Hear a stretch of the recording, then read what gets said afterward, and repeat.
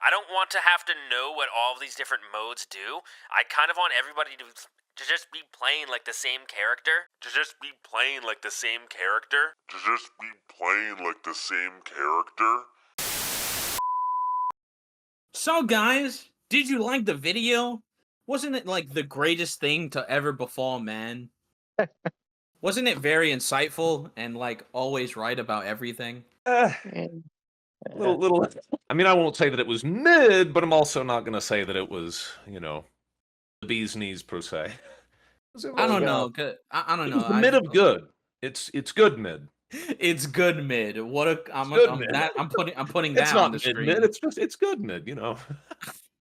Okay, so like again, we're gonna talk about it later. But I guess my only problems is that like I really feel like platform fighter spaces, we kind of say things, but we don't really develop the idea. For example, in the Kingdom Hearts community, it'll be like, yeah, this guy's floaty. And it's like, well, can you at least tell me what that means? And it's like, no, I don't know. It's just floaty. And it's like, okay, cool. This doesn't do anything for me. Amazing. It definitely sounds like the platform fighter community. Yeah, so it's like, that's what I kind of mean when I go... why is Mewtwo floaty? What does that mean? Nah, he's just floaty. Yeah, like, it's not really about like the arguments being bad. I just wish like they were just developed a little more. I'm glad that Big Iron is here because at least for one of them I can understand them. But I feel like, especially if we're going forward in platform fighters, I really feel like our ideas should be developed rather than just saying shit out there. Especially since sometimes it's kind of the reasons why games can succeed. But I guess we'll just get into it. Platform fighter content isn't real. No, the next episode is not that. The next episode is platform fighter content feels fake. That's Oh, it. God. So I already know I'm rustling a lot of Jimbies with that one, but I guess we'll get into it. So if anyone doesn't know, there is this new Moky video that came on, explaining why he doesn't play a lot of platform fighters in except like Melee and the reasons why. And I feel like a lot of them are okay points, but I guess we'll just talk about them. So For all his points, he's talking about multiverses. Yeah, well, I mean, it's the topical topic, right? I mean, it just come out, and the numbers are, from what I understand, kind of dipping, so it is topical for them to mention it. I guess so. So, let's just go through the bullet points so that we can just get into it. All right. Sure thing. All right. Okay, so the first thing is definitely, I would actually kind of agree with this a little bit. Low versus high tier players when it comes to speed. So, like, basically the idea would just be that when it comes to most platform fighters, if you just took a basic look compared to like Melee, low platform fighter like level people versus high level can look very similar, and maybe the fact that exists is bad. So before I get to Big Iron and Waffle, I can see where this point is. It just also goes to the point of like, me personally, Melee is very hard and it has a lot of things that you can do.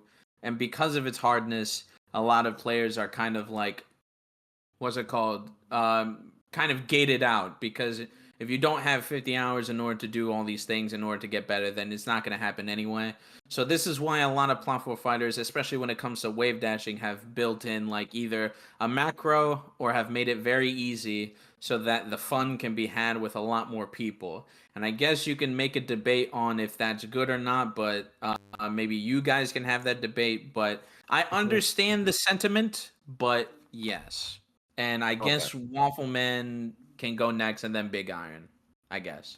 I would prefer if Big Iron goes first, so I can have something. Or if I go for putting me on the spot here, I'm just. I do have thoughts, I guess. All right. So if I'm understanding it's the comment that Moky made of like, with Melee, you can clearly see the difference between like a professional player, if you will, or a highly skilled player, and somebody who's like a middling player or a beginner in Melee, whereas in other games you can't.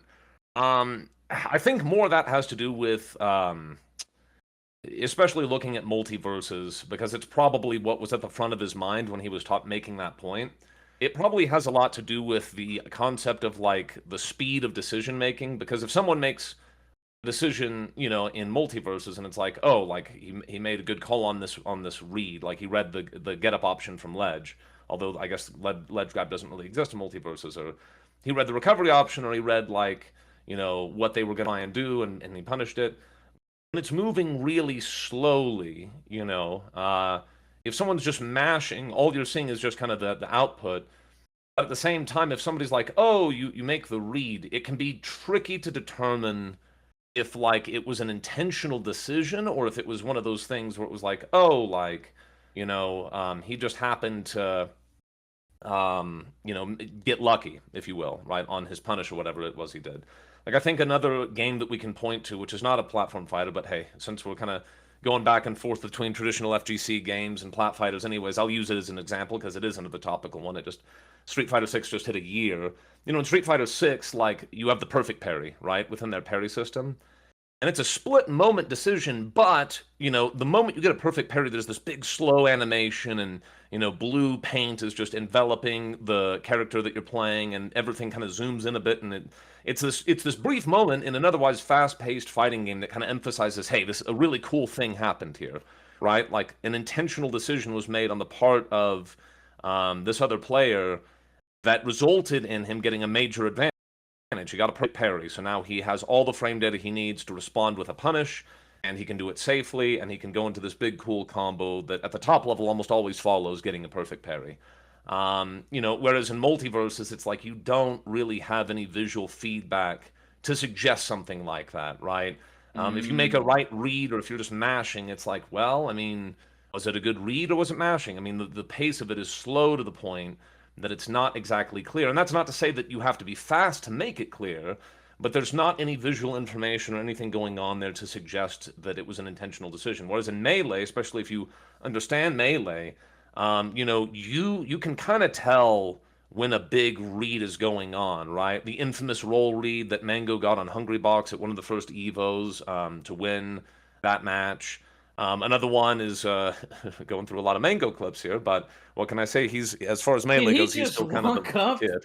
And up Slowly and down smash. I mean, commentary helps to highlight it as well, but you can clearly tell, like, all right, like this game, they've been moving so fast, and all of a sudden he's walking up slowly, as Scar emphasizes, and just throwing a move out because he knows that it will connect. So it's almost the opposite. It's in that instance, it's because the game is so fast that during this brief moment where it's slowed down and this very deliberate like walk up happens, that you know that it was a successful read. You know that the player made the decision intentionally. So I think that's kind of what Moky's referring to when he's making that point, and I think he's making it specifically targeting multiverses. Okay, so like again, and we're gonna go to Waffle Man, but let me just make this clear before we get on. Do you think that this is also kind of a problem with the video because it seems as though it's really only talking about like multiverses compared to like other clear platform fighters that wouldn't fit the bill on these sort of things? I mean, it could be a point that you might argue with others. I think he may be thinking of NASB2 a little bit as well. When he makes that comment, he may be thinking of Brawlhalla. You know, it's hard to say for sure. I don't know exactly what scope Moky's pulling from. I do believe that with that particular point, he was for sure talking especially about multiverses, but he may be referring to other games as well. Okay, cool. Well, I guess that's just a side tangent. What about you, Waffle Man? Well, when he made that remark of like the race car analogy, like Oh, we're gonna get into that. We're gonna That's right. Yeah. We're not Big there yet? Iron will actually clarify because I don't know what that means.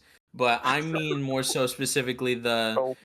is having a difference between low versus high players good, especially when it comes to like say the subject of Melee, because I think a lot of people would argue that like the being a lot of mechanics being hard so that you have to perfect it and move accordingly would make you feel as though you appreciate the mechanic more, but it also kind of gatekeeps other people because like a lot of people just want a good fight, just a good fighting game to play, and the fact that you need 50 hours just to enjoy it can feel bad, and that's why kind of newer games make like a wave dash macro, or they make it safer.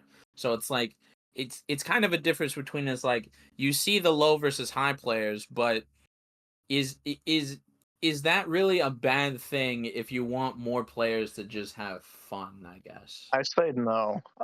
This definitely goes into the like competitive versus casual talking point. Hmm. Competitive players definitely do want a learning curve. They want depth. They want the game to keep being interesting years on. Casual players just want to turn on a game and just immediately have fun. Just know how it works, do the cool thing, and then move on. Yeah. It also makes sense that, and even he has said this before in his point, where it's like, I clearly know that this isn't true, but it still feels that way. So I don't know how good of an argument that is, but yeah. I mean, So I can. Oh, go ahead. no, go ahead, because I was gonna talk about the race car thing, but go ahead. I mean, I've got thoughts on the race car thing. I was gonna say, as far as Waffle Man's bit about like casual versus competitive. I mean, have either of you guys ever booted up Melee and just tried to play with items on, or played like Giant Melee or Invisible Melee or any of the any of the custom modes that are on there? When I was in elementary school, and then that's it. Someone brought melee for after school activities, and that's it. so it's so I think that's the thing is it's like, for all of the focus that Melee gets now as being like the ultimate pinnacle of like competitive platform fighters, it's still a fun game casually. Like it still has modes in it. It still has stuff that you can do. It can be a fun casual experience. It's just that the way that the game has evolved over the last 2 decades has created this situation where like the stratification, if you would like to use that term, between the competitive element of the games scene and the casual element have grown so far apart that there's really no blending of the two. They are very calcified, right? If you're playing casually in Melee, like, there's a particular singular mode that like the casual aspect has. If you're playing competitively in Melee, there's a very like specific rule set. There's a very specific outline for how you get into that. And because the two don't really blend, I think that's why like the notion of getting casual people into the game is it's not as much of a talking point with Melee. Although the reality of it is, if you go back 2 decades, if there was no casual basis that evolved into the competitive scene for Melee, there wouldn't have been a competitive scene. So, I mean, at the end of the day, it always begins with, the casual players, which is why things get Not to interesting when you look at a game like Rivals 1 or 2. not to drag on the point, but what's it called? HBox's only reason to play melee was definitely the single player mode with Jigglypuff. So there's that. Bingo. Yep. Okay. So at least we have that gone. We can talk about this. And Big Iron can really tell me, because I'm gonna be honest, I didn't understand the point. So this would be Moky's point on things being faster, and how he explains it is that it's about controlling the character, and it's about how to go fast versus controlling fast stuff. So can you please like make that apparent? I guess, because I don't know what Well, he's I want talking to say about. this first. When he said compared other platform fighters to like a race car, he was definitely talking about NASB 1. Yeah, yep. I can start on that again. I don't want to talk too much. I'm a yapper. You got to tell me to shut up. So I mean, This is one where I genuinely need it. This is one Yeah, where I as much as genuinely you need your can. help, I because will, I I will, don't I will, I will understand. try not to run long. I will try to be a little more concise. So, what I think Moki was saying, and again, this is my guess, right? I think, what a dream if we could get the explanation from Moki himself, or rather, if he would confirm if my analogy works or doesn't work here. But I will go with it because this is what I believe he's saying. So with the race car analogy, like I don't expect that you guys would necessarily know a lot about racing sports. Not to say that I know a lot about racing sports, but I do know a thing or two about, say like, there's racing like you might have in drag racing, right? And if you don't know what drag racing is, you've got these big souped up cars. They're almost like a slice of pizza, right? You got the base of the pyramid is like around where the driver's cab is, and then it comes to this real thin narrow point. They're so fast that if you don't weigh down the front end of the drag cars or the dragsters, like they will actually take off into the air because of how light the build of the vehicle is. And when it comes to drag racing, you're just hopping in that bad boy. And yes, there is, I suppose, a method of skill in controlling it, but you're essentially trying to see how it's really a race of the engine. Who built the faster engine? Because you just slam the pedal to the floor and you crank that thing up to like surplus of 200 miles per hour, 300 miles per hour, however fast they go, and you're just off to the race. You're just going super fast.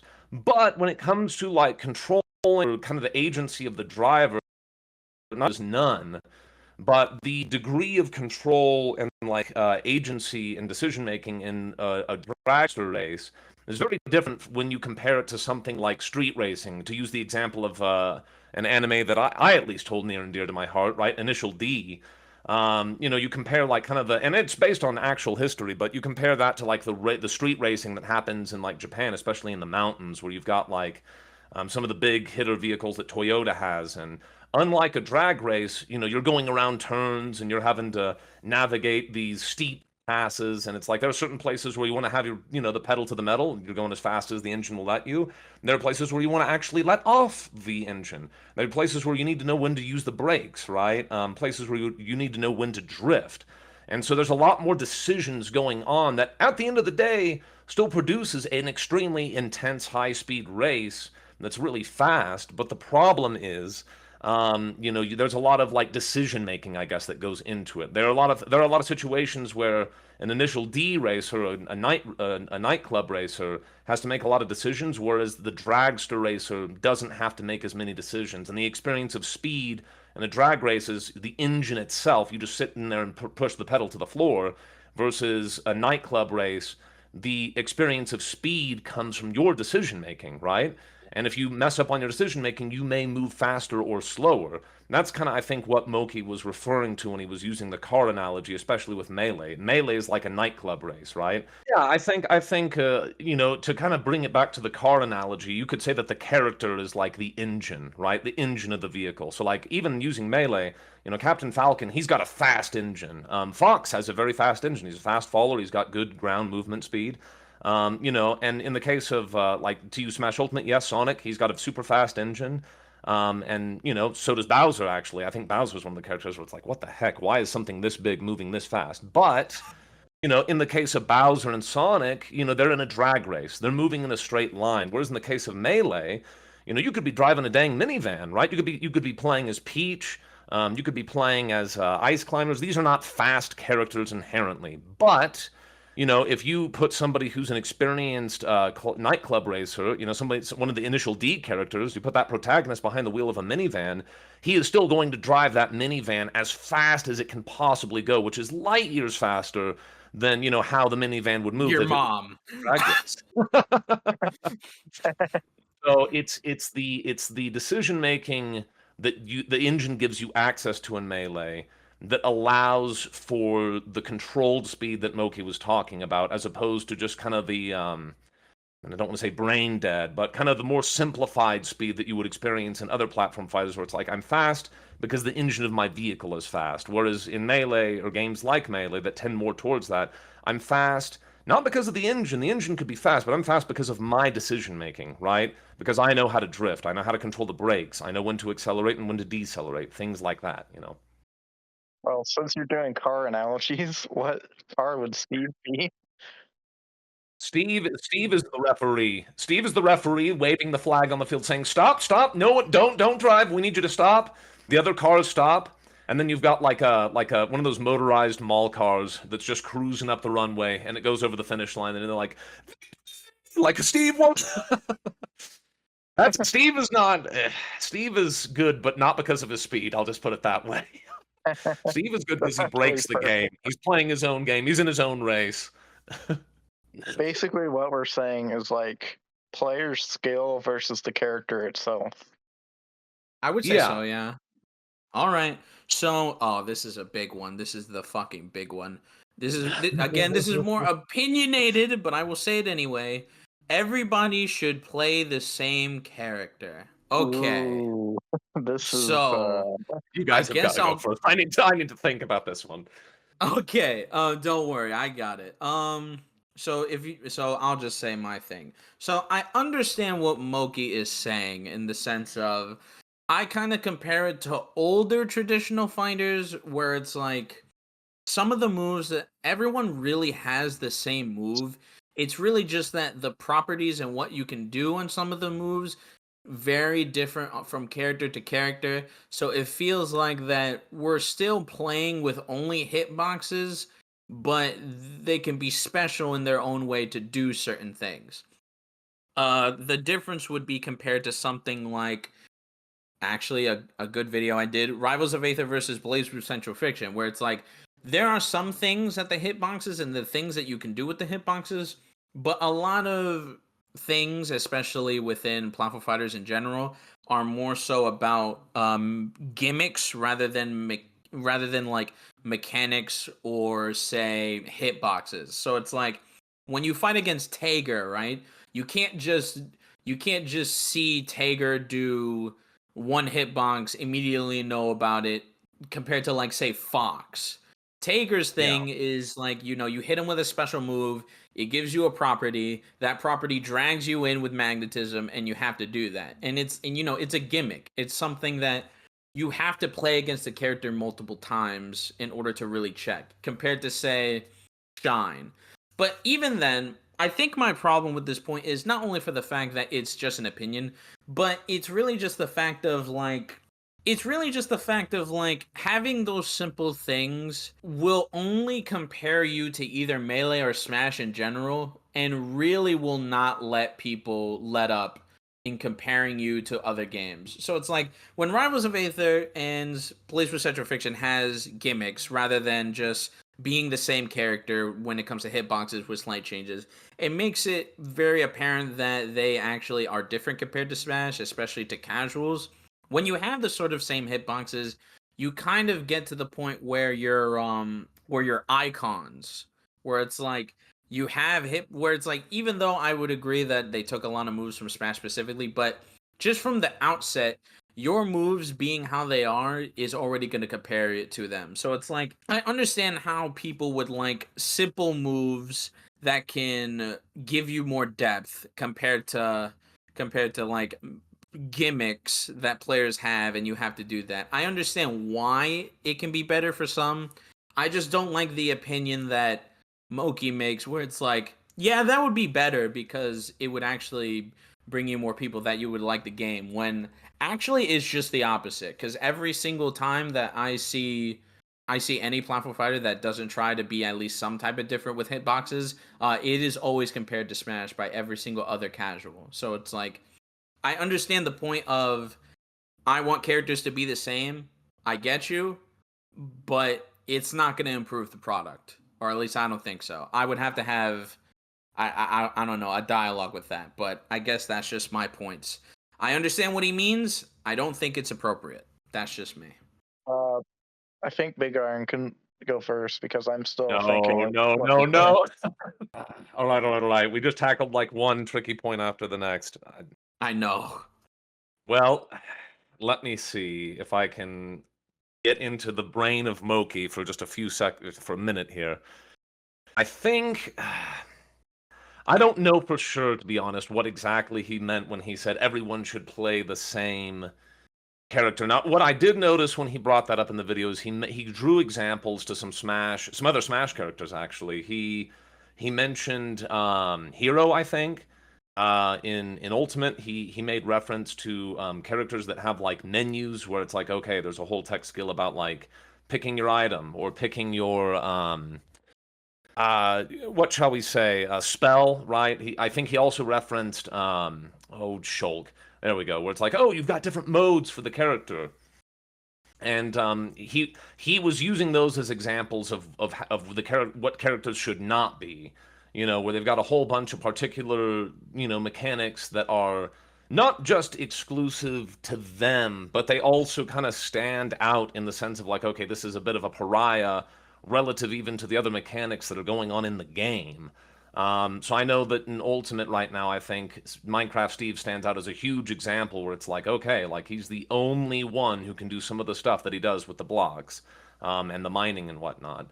But I think it just goes to show that it's like you in any game, in any fighting game, especially platform fighters, you do have to be mindful of not just adding new mechanics or elements, gimmicks, if you will, but I think you also have to be mindful of making certain characters kind of standouts as far as like, okay, well, there might be a lot of characters that have disjoint in general in Melee, but there ain't no character in Melee that got disjoint like Marth does.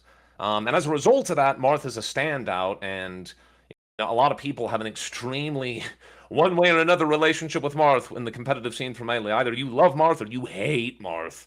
I guarantee you right now, like most Fox players, Falcon players even, we do not like Marth. Because the disjoint is so pronounced, it becomes it's one of those things where the way you approach the game, your whole fundamental game plan has to radically change, right? A lot of the fundamentals of how the neutral works, how punishing works, how everything works has to change specifically because of this major outlying mechanic or ability that this one character has, but no one else has it, at least not to that same degree. So when I think he's saying everyone should play the same character, he's like, what he's saying is it's like, okay, like to a certain extent, the mechanics and rules of the game that kind of build up what the meta of the game is, you got to be careful getting into territory where you've got too many outliers where it's like, okay, like, the game plan generally works for most of the cast with some modulation and change here or there, except for Minecraft Steve. Now we've got a character where all of that has to go out the window. Forget how you play the game. You have to come up with this brand new game plan that only specifically applies to Minecraft Steve. And that's not to say that, like, obviously, like, you play matchups differently. Every matchup has its own unique input and output as far as, like, the way you make a game plan for any given matchup in the game. But in some cases, like, the gap between, like, how you play Smash or Rivals against the rest of the cast versus the way that you have to play it against this one character who's this giant outlier, yeah, I think there is such a thing as a bridge that's too far to gap. I would really compare it to say, again, Fox again, where it's like there's a lot of things that you can actually do against Fox, and a lot of playstyles that you can do, and things that you can do against Fox. I guess the problem is, at least for Steve, is that it's not that you can't really change a playstyle on Steve and really be adept at it. Like, if you change your playstyle, which is aggressiveness on the blocks, then all you're doing is just giving him more things in order to get stronger. This is different compared to Fox, where it's like getting a little slower, being bait heavy now rather than going in, that actually matters. So I guess I could see where he goes in, where it's like, this specific thing has to be for this specific character rather than a bunch of either moves or a bunch of decision making that I can do against, say, Fox. So I guess I can understand the point a lot more then. To use Rivals of Aether, I think, like, the game plan, like if you play Zetterburn, for example, I'm sorry for you, but being a Zetterburn main myself, like the game plan that Zetterburn has against say, Crag, right? There are some differences. Like, there's an incentive to be a little bit more aggressive. There's an incentive to kind of rush him down a little bit. However, the rules of, like, how neutral work, how certain combos work, there's slight modulations there, but a lot of them are going to hold true the same if you were to play against, another Zetterburn or even an Edelus. Heck, a Hodon. And I think that's one thing about Rivals is a lot of the cast, like, there are certain things that change, right? You may play a little bit slower versus Claren than you would against Crag. But as a general, run-of-the-mill, the skills, right? The skills of spacing, the skills of, how you get your punish, all of that stuff still holds weight. Like, it still holds water in all those matchups. Or if you compare, like, say, Fox versus Minecraft Steve, or if you compare any of the, Fire Emblem characters versus Minecraft Steve, it's like, yeah, there are elements of that game plan that still hold true, but blocks are such a huge hiccup. Like, the existence of blocks necessitates such a different approach in conjunction with the disjoint, the degree of disjoint that Steve has on some of his moves are just so egregious that it's like, okay, like I was playing Smash against these other characters, but against Minecraft Steve, I guess I'm playing Minecraft. Or I'm playing something different because this is just a different game that is being played compared to how the rest of the game, how the experience of playing the rest of the game and even the rest of the cast goes. Mm. Waffle Man. Yeah. When it comes, because I know you were gonna talk about it soon, but it's like how do you feel about that? Because I know for a fact a lot of especially when MGG came, he was just like everybody should play the same character. Woof. So it's like what's your ideas about it? Old versus new. When you're first making your fighting game, you obviously want to fill out the archetypes. You want this guy's the rushdown, this guy's the zoner, this guy's like the heavyweight. Then once you get filling all those archetypes, you start to just need more ideas for unique characters, so you get like more gimmicky. That's usually how most fighting games go. Or like the base cast is like all Who all was what you that win want. person in Street Fighter? Who was that win person in Street Fighter? Oh, What? are you talking? You're not talking about Ken, are you? No, no, no, no. No, the Arabian man. The Arabian man. Rashid? Oh, Rashid, Yeah. yeah. I would definitely compare it to when Rashid came here because it's like, hey, look, we have another grappler. Hey, look, we got this. Oh, look, now it's Marvel vs. You were Capcom 3. saying the Amazing. Arabian man. I'm just expecting like a picture of the president of Saudi Arabia. I'm like, well, but yeah, Rashid. Okay, yeah, we're talking about Rashid. The reason why I thought about that because it's like because like I think it goes to Waffleman's points where it's like you get so many characters. Like I know we just got like the wrestler and like things like that in order to like broaden the sort of grappler archetype. But you can really determine it when Rashid pumps in and starts being like Marvel vs. Capcom 3 on people. So I Oh, guess so. I guess the idea actually makes sense. You eventually have to evolve past like the certain archetypes. You just can't have Ryu in every game and everyone's Ryu. You eventually need your Zangiefs, you need your Dalsums, and then you move on, and then you have your Rashids eventually. Then you have, I don't know, your Akis or something. Come with a gimmick. yeah. I guess it's true. As you get down the line, you kind of need gimmicks more because it's like if they were just a different hitbox or something like that, it would look kind of cheap. And I guess the only reason why some of the characters in Street Fighter are able to do it, like not Bison. What's that? It is Bison. It is Bison, right? The guy with the red cap and everything, the Yeah, evil that's man. Bison. Yeah, that's Oh, it Yeah, is that's Bison. Bison. Oh, okay. Like Bison and Akuma can like stay the same all the way because they were so iconic, and the fact that the foot stomp is iconic, the fact that the teleport dash is so iconic. So it's like it being there every single time when it's honestly not as gimmicky or as intenseful as say I don't know Raster's tornado, I guess. But when you're a new person and you're new in like in the platform fighter or like fighting games in general, I guess you're really tied in order to get people into talking about your game.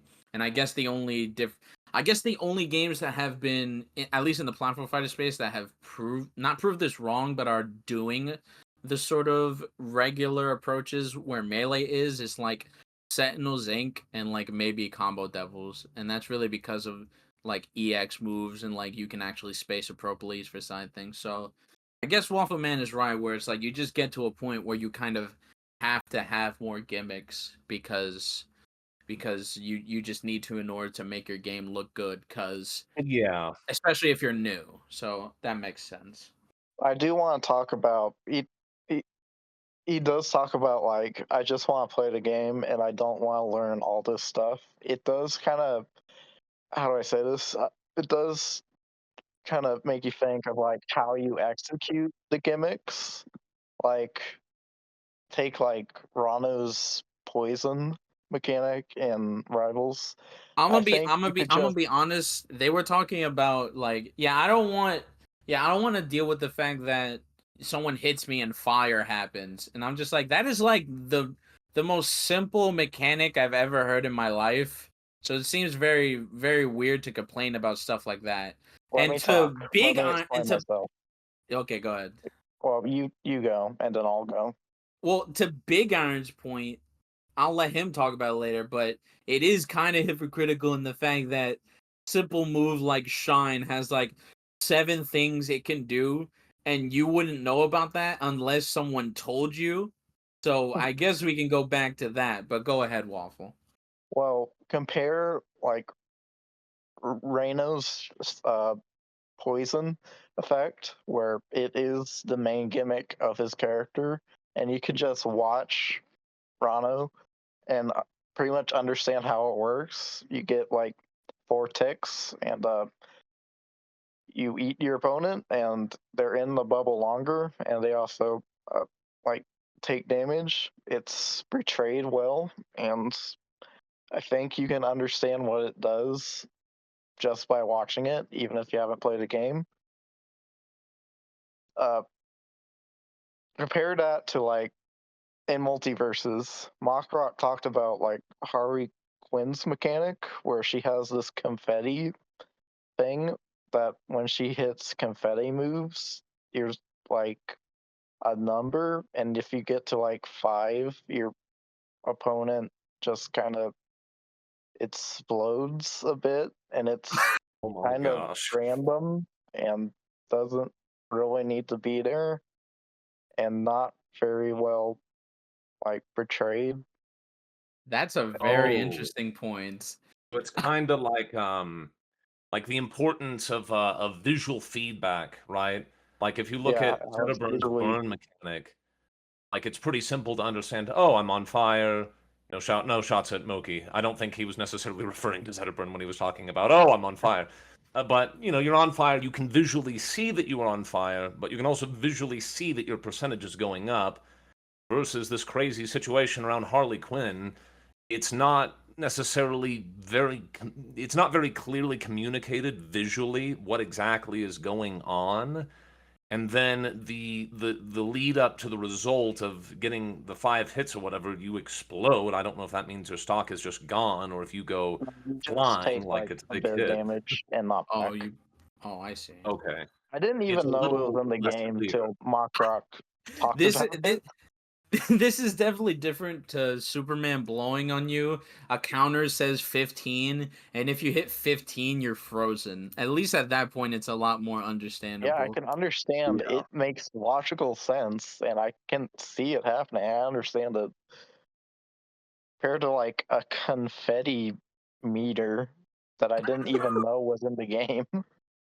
It's it's just obscure enough that like you could get knowledge checked on it, and people, if there's one thing I can say from traditional fighters to platform fighters, people do not enjoy getting knowledge checked. I mean, to a certain extent it's inevitable, but for some characters it's more clear that it's going to happen more frequently than others. Harley Well, Quinn I to that mean, point. fighting games are kind of like knowledge checks. A lot of games are knowledge checks when you really get down to them. It's more so True, but there's a difference we between Like I are knowledge would playing check. the I knowledge. like I would really like knowledge checks usually are like very specific things that you have to do in order to really solve this problem.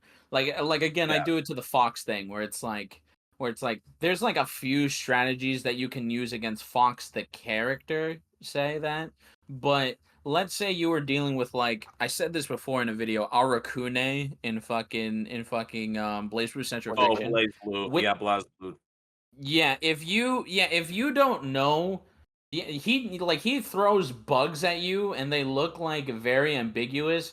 Yeah, if you don't know if those are a mid or a low or a high, you're never gonna get it until like you keep fighting against that Arakune main. So that's what I Yes. think of when I think of like knowledge checks, where it's like you specifically gotta know about that thing, or else you're just gonna get screwed every single time. Yes. I think a big point to that is visual ambiguity, right? Like, I mean, especially like if you're playing, I like to use the example of Hero, right? If a player switches the language on Hero's little submenu that he picks his spells from to Japanese, and even if it's in English, right? It's like, okay, well, he's going through this list of spells. I'm trying to pay attention to my spacing and, the distance between me and him, and kind of where my hitboxes are coming out, where his hitboxes are coming out. Even if it's in English, it's like, okay, so I got to look at this tiny little menu on the screen. I've got to figure out what spell he is selecting, and what potential strategy he's going for by selecting that spell in the midst of all of this other stuff. It's one of those things where even if there is a visual cue for it, it can be quite ambiguous, and it's not very clear. Like, it's not giving you a whole lot of information to go on, and so as a result, it can produce what you were referring to, Neos, as a knowledge check, which people don't like for the average. Visual clarity is definitely very important for fighting games. Definitely, yeah. And I think I think that may be another component of what he was referring to when he was listing off some of the characters, Shulk and whatnot, in Smash versus like, Melee. Yes, Shine does have a lot of stuff that's very specific to it, but once you know that that hitbox is there, generally speaking, it's a matter of going in and kind of understanding just that hitbox. You're not having to look at a sub menu or anything else. And it's also not like Shine is ambiguous. I mean, you see the shield come out, you see the blue octagon or whatever. You feel yourself getting pushed back from it whenever you get hit by it, or I guess you see it. Maybe if you've got vibrate on, you feel it. But it's one of those things where it's visually clear. It's still visually clear what's going on with the move, even though the move is very strong and it's very different from a lot of what you run into otherwise in the game. Whereas with Shulk and, the Shulk especially, you've got these modes that are changing the very frame data of how his hitbox works, of how his knockback works, of how he moves. All of that stuff is, like, now changed, to Hero. It's like, all right, well, I understand that there's a gimmick happening here. I understand that something's going on, but the visual communication that is happening is more than a little ambiguous. And I think that's more where Moky's getting frustrated with his comment of everyone should play the same character, in the sense of, like, all characters should have clear visual communication feedback behind what is going on, even if they do have gimmicks. I just really hate the fact that these argumentations would feel a lot better if, like, I knew specifically of the games that he was talking about, because then we get to a point where we're doing what we're doing right now, where we can actually come to, like, the bottom of it. But this is the reason why that I don't like the argumentation of things like that, is because it makes everything seem generic. It makes it seem as though every single platform fighter really has this problem, when it's really Yeah, just when like it's probably just a few. yeah, when it's just like the big ones, and like it's just weird, because like I'm trying my best in order to like try to let platform fighters actually succeed, and we're getting to a point where we're getting like 5 to 9 platform fighters that, especially within the next year or so, that are going to probably make it around town when it comes to being popular games and being games people genuinely enjoy. And the fact that we still kind of put the argumentation that these are happening all the time in every single other platform fighter, when it's just like the main 3, I guess. It just it just feels bad. Remember, he's mainly talking about multiverses. We're just thinking of, like, when he says platform fighters, we're thinking like every single platform fighter. That's true. I guess I have to think about it like that. And again, I would rather, again, sometimes I just wish it was funneled rather than it's a very generic statement, Well, speaking to knowledge checks, I know for a fact that Moky knows about Rivals 1. He probably knows about Rivals 2 at this point. I don't know obviously multiverses because of its release, but I don't know that he knows many, if any, platform fighters beyond just those 3, and those 3 in particular because of either their size, in the case of multiverses, or because a lot of the people working on them, in the case of Rivals 1 or 2, do cross-pollinate into the Smash community. So... Well, at least he probably knows about NASB 1 too. Well, yeah. I think you were talking about like like when he was talking about a car, and it was definitely NASB 1, so that's interesting. Yeah, I was like, no other platform fighter is like, go, go, go, go fast, go fast. Everything's fast, go fast immediately. No time to learn, just go fast.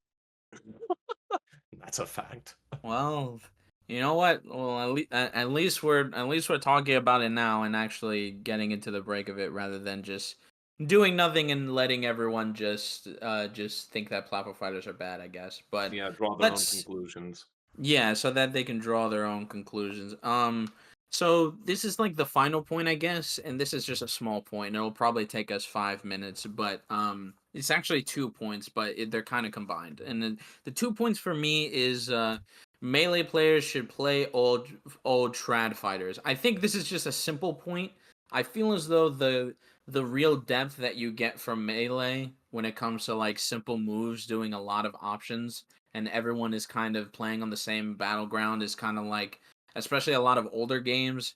Like I think you could do that for a lot of older Street Fighters. Maybe not some anime games, cause maybe not like Blaze Blue, but definitely other ones. So I feel like if you want the depth that you need when it comes to simple moves doing a lot, I feel like trad fighters are definitely where you're at when it comes to that.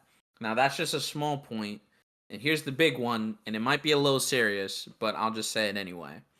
And maybe since Big Iron actually understands melee, he can actually have a retort to it, but I don't know if having I don't know if having simple moves that are very developed into like other things would actually bring in the melee crowd to anything when it comes to a platform fighter, because I'm gonna be honest with you, I have heard so many arguments that players only play melee compared to platform fighters, very good, very bad ones, but every single one is kind of like the opinion on why people say that platform fighters are just Smash clones. I always just hear the different arguments of why, and you have to attack or argue with every single point that everyone has in order to get somewhere, and you're not going to be able to do it. So I honestly don't know and don't think that platform fighters should be like melee, where it's like slow to get into and like keep on going, and also simple moves can do a lot in the future when you're actually developing the competitive scene. Because at the end of the day, I don't think that melee players, no matter how many times that you can actually give them what they want, that they're gonna pick your game up. I don't I Yeah. don't know if that's me being a Debbie Downer, but that's I'd just say me. that's pretty accurate. I think the only two games that I can even think of that melee players got into, if you could say that, for a brief window of time was probably Rivals 1 up until Ori and Sign and Shovel Knight came out to the cast. So kind of the pre Rivals 1 era.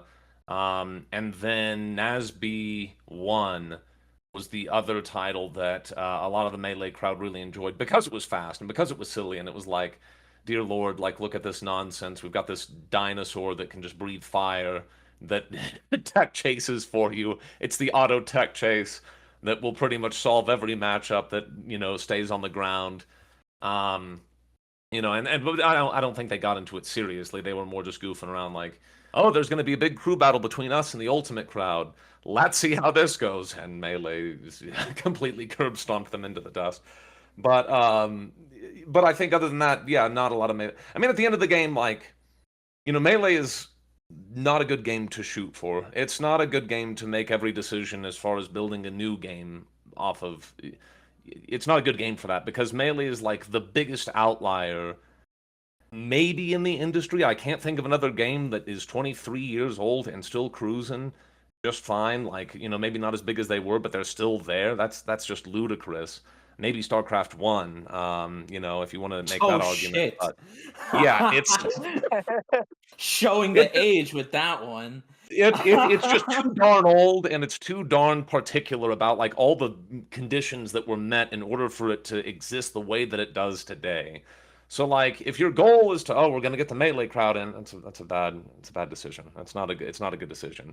There are things that it can inform in the way of like how the competitive scene that could be helpful. But beyond that, like, I think you run into the issue with all of the stuff that Moki's talking about. You run into the issue of kind of depth versus complexity, and extra history. The YouTube channel, you might link them in the there or watch the video. It's a great video. Kind of talks about like, all right, like, you've got complexity and depth, and the more deep you go, you reach kind of this barrier of irreducible complexity, right?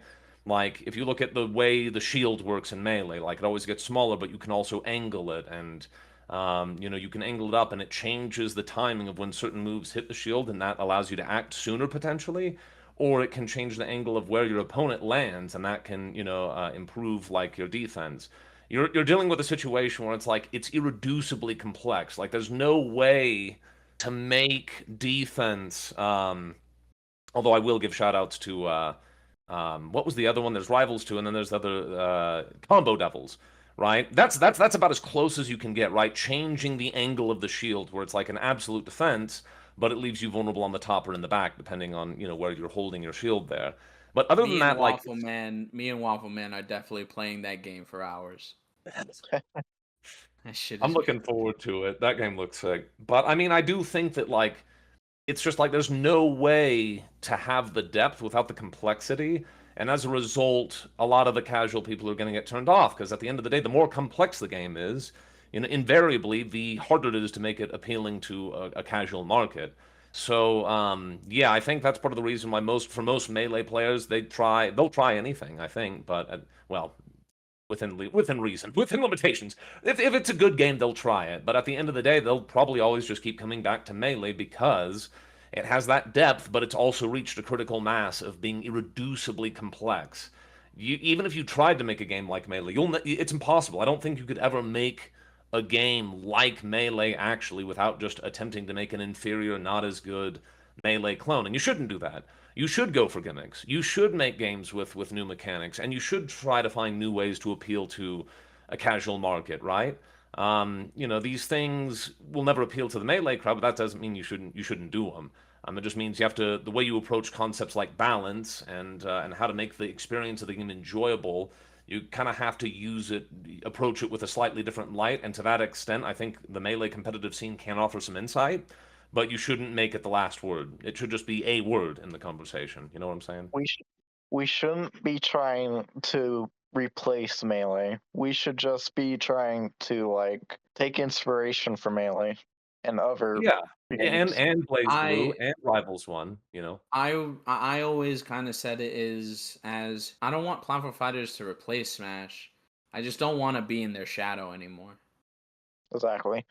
I don't want to kill Smash. I just want more games to play.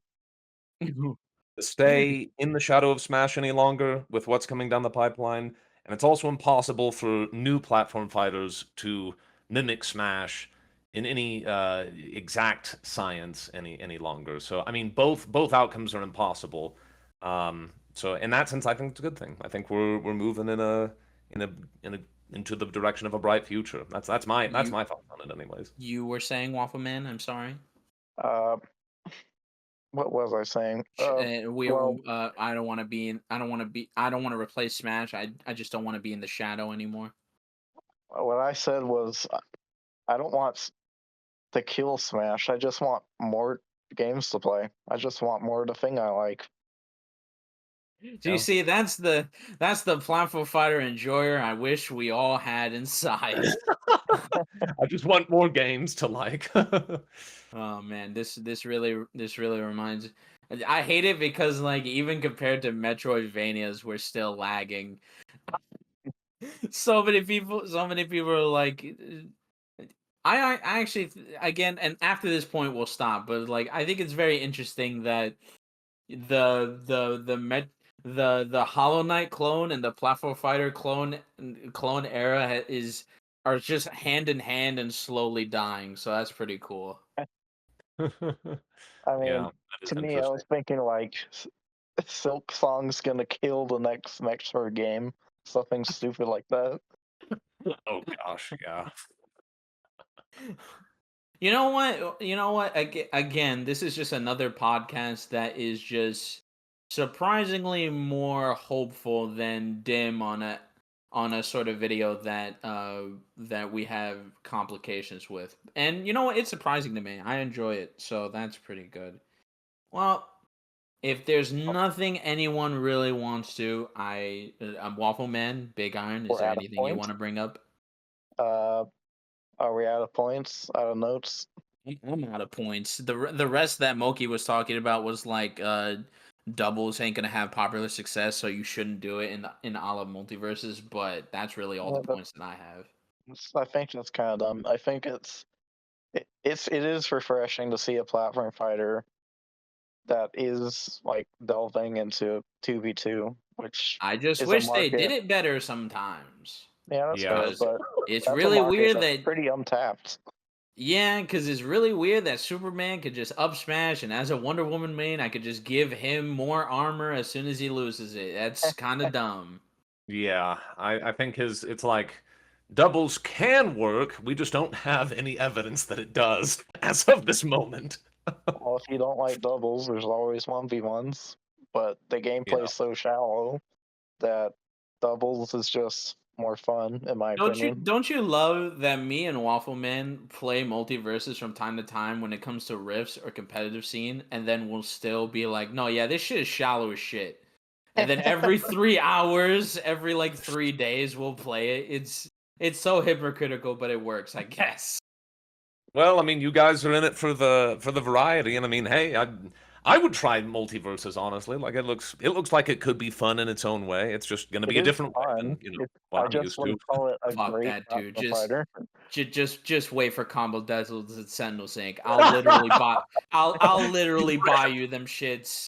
I'll literally buy it for you. It's not. What a It, Oh generous my man. gosh, that's the biggest rip I've ever. It's like the Santa of the platform fighter community. He'll just give you the games for free. Oh my gosh. that's not even a joke. I gave someone Nasby too because I was like, just play this game with me so I have opinions. Oh my Who was gosh. it? Was it Leadhead? Yeah. Oh my lord. Well, you know what? I guess we'll end it on a high note like that. I guess we're done. See you next time, folks. Goodbye. Peace. Oh man.